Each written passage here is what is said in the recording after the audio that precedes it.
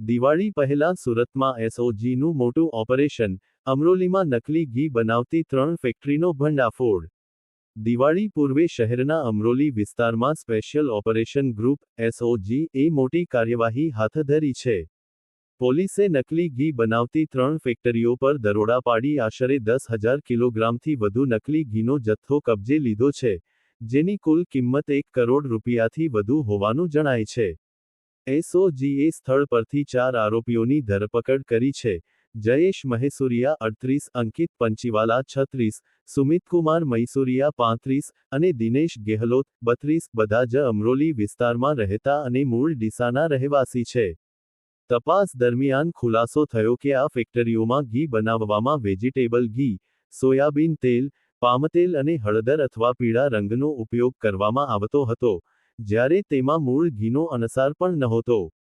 એસઓજીએ કુલ 9,919 kilogram ભેળસેળયુક્ત ઘી અને machinery, કાચો માલ સહિત 120 કરોડનો મુદ્દામાલ કબજે કર્યો છે.